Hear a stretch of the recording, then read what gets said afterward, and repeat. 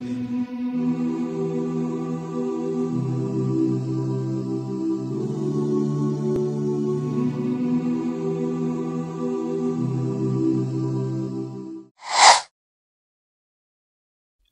میں امریکی فوجیوں کی تعیناتی۔ شام میں گھمسان کا رن جاری رہنے کے بعد اب آخری مرحلے کا وہ بھیانک کھیل شروع ہونے کو ہے جس کے لیے عالمی طاقتیں کسی بھی ملک پر قابض ہونے کے لیے جنگ کا ماحول بناتی ہیں۔ جہاں جہاں عالمی طاقتوں نے قبضہ کرنا ہو وہاں وار آن ٹیرر کے نام سے لوگوں کی نسل کشی کر کے نظام زندگی تہو بالا کیا جاتا ہے۔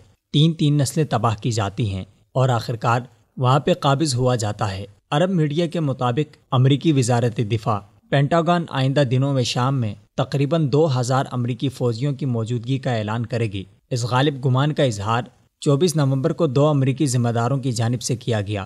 اس سے قبل امریکی فوج یہ اعلان کر چکی ہے کہ شام میں اس کے تقریباً 500 فوجی اہلکار موجود ہیں۔ ان میں اکثریت سیرین ڈیموکریٹک فورس کی سپورٹ کے لیے ہے۔ کرد اور عرب گروپوں پر مشتمل یہ فورس شام کی شمال میں داعش تنظیم کے خلاف لڑ رہی ہے۔ دونوں ذمہ داروں نے نام ظاہر نہ کرنے کی شرط پر بتایا کہ پینٹاگن عنقریب اعلان کر سکتا ہے کہ وہ شام میں 2000 سے زائد فوجیوں کو تعینات کر رہا ہے۔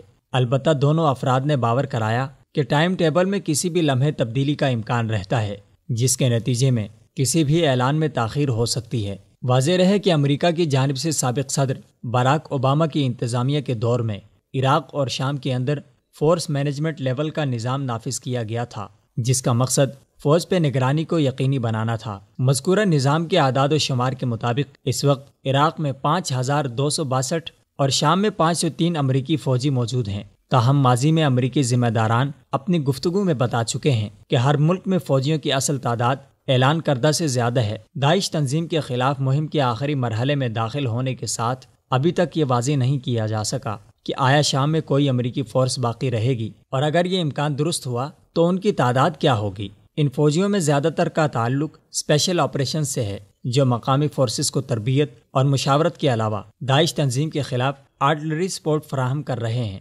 رواں برس اگست میں پینٹاگن نے اعلان کیا تھا کہ افغانستان میں 11,000 فوجی خدمات انجام دے رہے ہیں۔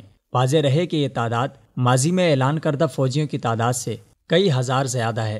امریکہ نے عراق کے اوپر سالہ سال مظالم کر کے وہاں 10 لاکھ افراد کو شہید کیا اور اس تمام تر خونریزی کے بعد صرف ایک معذرت کی اور وہاں پر اپنی فوج تعینات کی، جبکہ افغانستان کو تباہ کرنے کے بعد وہاں امریکہ نے اپنے اثر و رسوخ کے بقا کے لیے فوج کی تعیناتی جاری رکھی۔ افغانستان میں امریکی فوجیوں کے انخلاء کے اعلان کے باوجود بھی وہاں 15,000 سے زائد امریکی فوجی موجود ہیں۔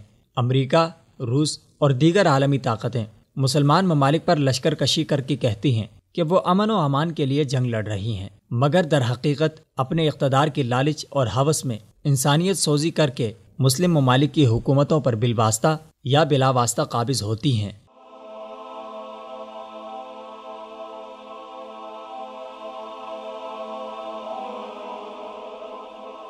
ایمان کی کرن، ہدایت کی شمع، وصال اردو۔